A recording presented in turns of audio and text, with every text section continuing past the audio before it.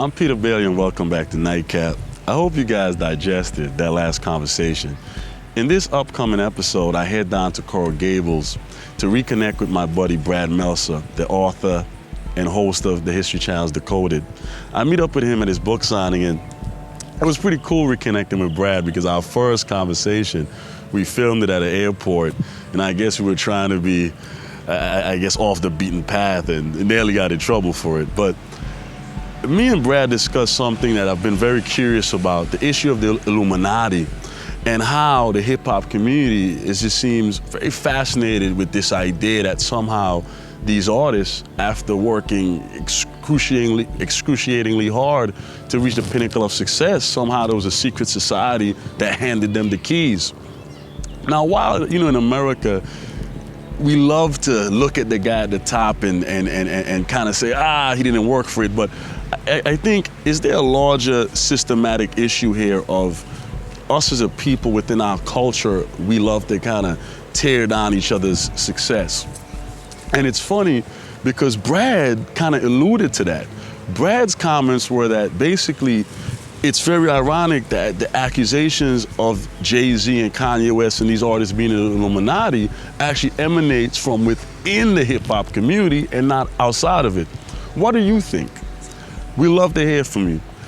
Visit www.impeterbay.com to chime in. And please remember, these conversations are meant to push us forward. They're not meant to be part of the status quo. Because to be honest, you can be 99% of the status quo or 1% of the future that pushes us forward. Check it out. Just real people, real convo.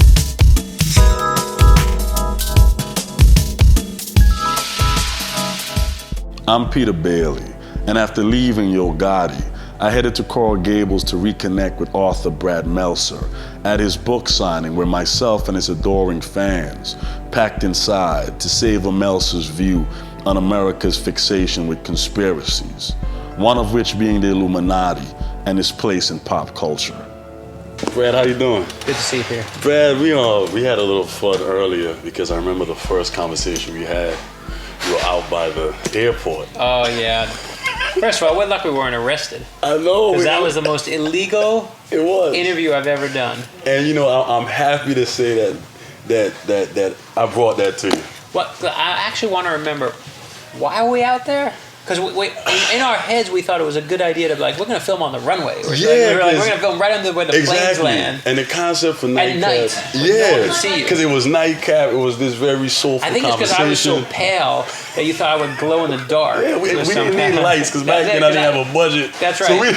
So it was just my pale face in the darkness. Exactly. And that was how we were going to illuminate the whole area. Exactly. I like that. That was good. Yeah, no, we were lucky. And the best part was we had I don't even know if we had microphones. We were just yelling at each other. No, we didn't have microphones. We would, Brad, and it's funny because that's when your first book, I think it was Heroes. Heroes My Son. That was exactly when it was. When Heroes My Son came out. Yeah. And now we move forward to Decoded. And I'm going to play devil's advocate. I'm ready. I'm an idealist. I like to think I'm an idealist. And see, but if you think you like to think you are, you're already not an idealist. Okay, you're already doubting the whole thing. I'm an idealist. You're an idealist. Stick with it. Yeah. The stories of heroes, and I think what's so fascinating about your work is that I think in American culture we celebrate athletes, we celebrate fame, and we make these people heroes. But what I've seen with your work is you empower the ordinary person that can relate to each and every one. So I'm a fan of conspiracies, but sometimes I think, does that feed cynicism? Why do we have this need to dig deeper into a story that just may be a story on face value? You know why? Because we're afraid. What a conspiracy does. So look at it like this. Here's JFK. You know who we thought killed JFK in the 1960s? We thought it was the Russians, it was the Cubans, we thought it was the communists. It was a great enemy at the height of the Cold War. We thought it was rich Texas millionaires because people didn't trust the establishment. It was the 60s. In the 70s, though, time of Vietnam and Watergate, you know who killed Kennedy, we said? We said now it was our government. The CIA did it. In the 80s, the Godfather movies peak, give way to Scarface. You know who we said killed Kennedy? The Mafia. Now it was the mob. So decade by decade, You want to know who killed Kennedy? It's whoever America is most afraid of at that moment in time.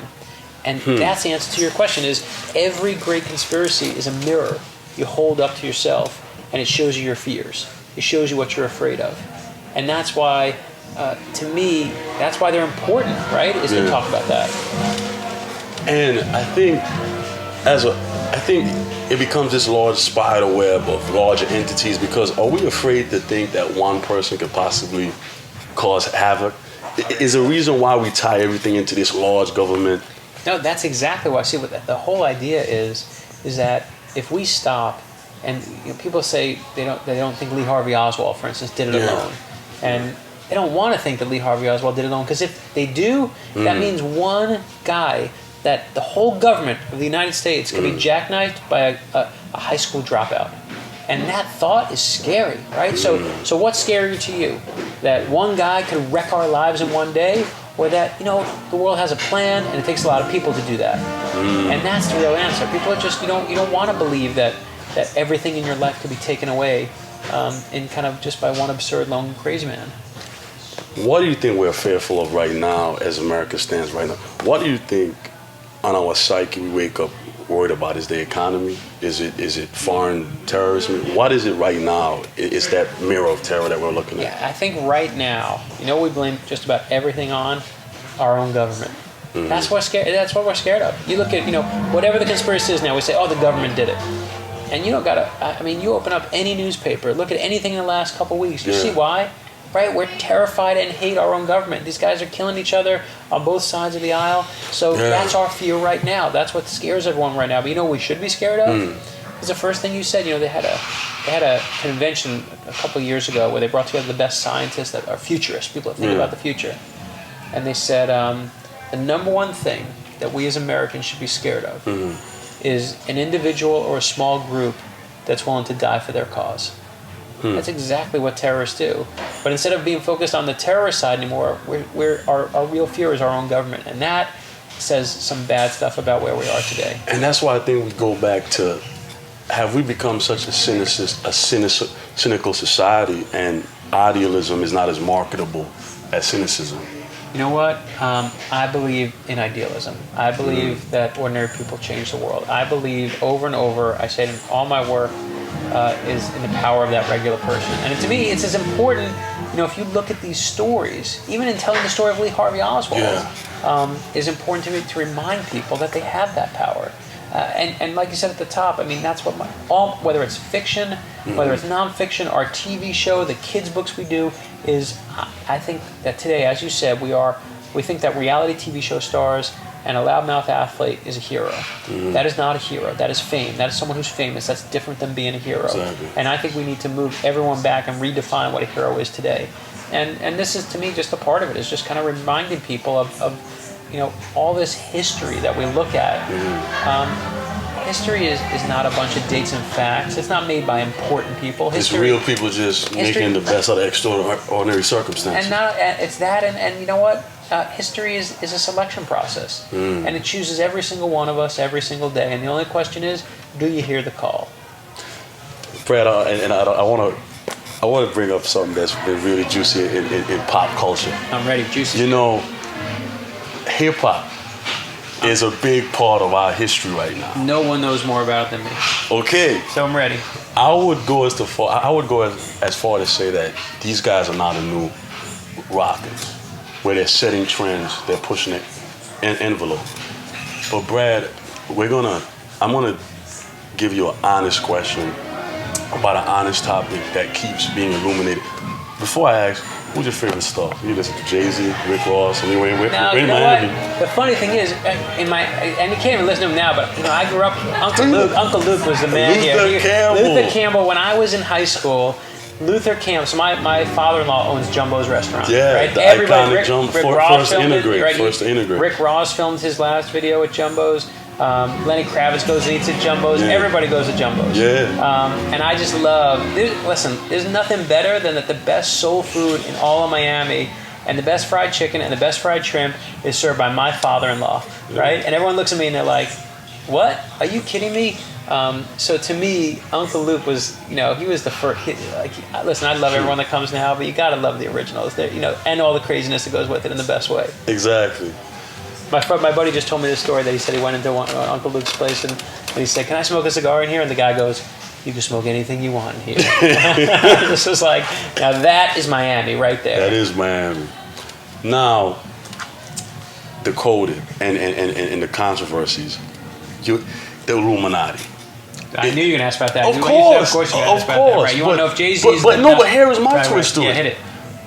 I think that from what I've seen with the John Wilkes Booth case, with the Kennedy case, so many of a lot of the controversies in American history was somehow ignited by racial tension. Certainly in that one, of course. It's the stain on our society. Yeah. I have a bone to pick with people. You see a guy like Jay-Z or Kanye West. These guys worked extremely hard, slave like dogs to reach a certain level. And there's this whole theory, it was the Illuminati that gave them.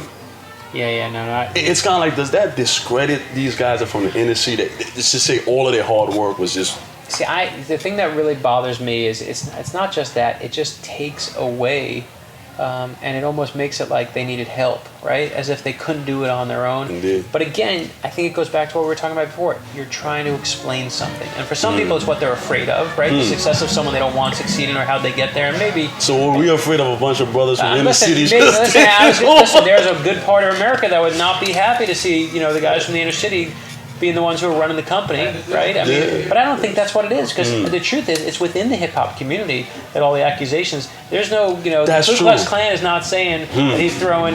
It's our own signs. culture that's saying that. It's the own culture, and you know what? It's the infighting. It's the infighting. That's that internal. Oh yeah. I mean, I watched because I talked to people when Decoded first came on. So you even familiar with that? I know the whole story because they approached me. I can't tell you who. Okay. But I'll tell you offline, but one of the biggest guys in the hip hop community approached me and asked me to do something with him on that. Way before anyone was talking about it. Can I speculate who that is, Brad? Who do you think it is? Queens, New York. Mobb Deep. Prodigy. He is a Mobb Deep person. Okay. It is a Mobb. That's all I'm saying. Because he's big on that Illuminati stuff. Of course he is. So I got approached by someone who said, "I want to do something with you." They watched Decoded. They were like, "We see it," and this was before anyone was talking about Jay-Z or any of this nonsense. Yeah. Before anybody, this was and he said, "You want to do something with it," and we talked about whether we should do it or not, and like to do it. But I'll tell you, this is my take on it all. You ready for this? Is I was on the cover of USA Today.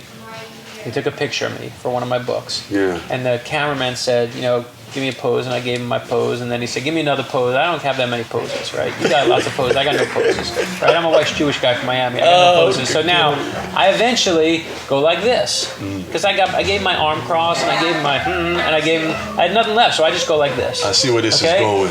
And I take the picture. That's the picture they run on the front cover of the Life section. Big picture of me doing this. And all over Twitter it says, Meltzer's throwing Freemason signals on the cover of USA Today. Wow.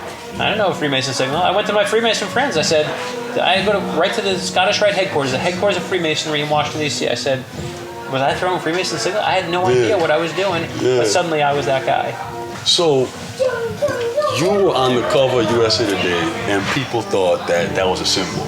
They thought I was literally shooting Illuminati symbols by going like this. I had no, and then it was in that moment you realize that, anytime there's any, and here's the better story of it. I remember when, I got all these great reviews of my first book, and the moment that we hit the bestseller list, I said to my wife, I turned to her and I said, let the backlash begin. And the moment we hit the bestseller list, I got great reviews in all these places. The moment we got that, Entertainment Weekly gave me a review of a D-. I had Vanity Fair, Time Magazine, everyone gave me a great review. And the moment we hit the bestseller list, they said D-. And listen, I don't need to get all good reviews, that's okay.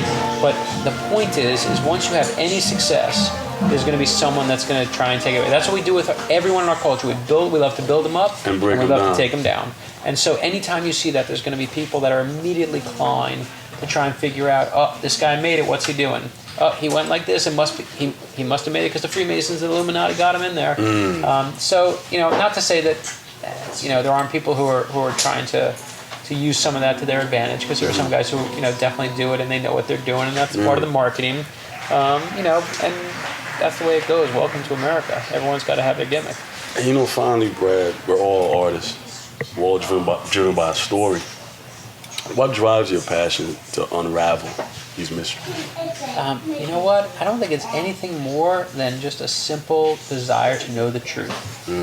Listen, I want to believe that every one of these stories is true. And what I like about what we do in the books is some are, some aren't. Some should, you know, anyone who says to you the government's always against you, they're not just being ridiculous, they're being reckless. You know, it can't always be the, you know. I think it kills hope, too. Well, but to me, you shouldn't, even if it kills hope, if it's the truth, you got to print the truth, right? Yeah. To me.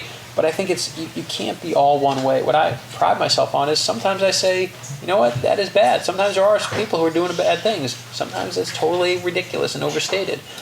What drives me is the best story and the scariest story of all is always a true story. That's it. When we started Decoded, they said to me, on shows like this, the less facts you have, the more scary music you play. And I said, I never want to do that show. I said, let's tell people the true story. That's going to be the best story. But what if sometimes the scariest monster is the one looking at you in the mirror? Listen, isn't it always?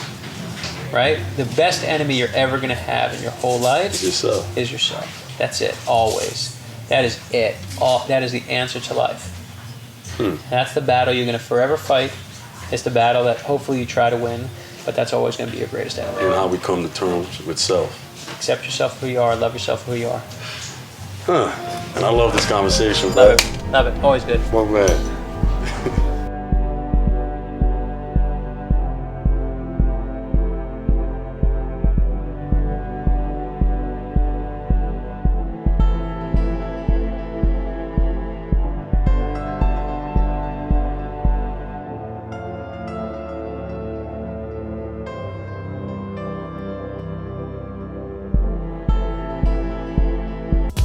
Just real people, real convo.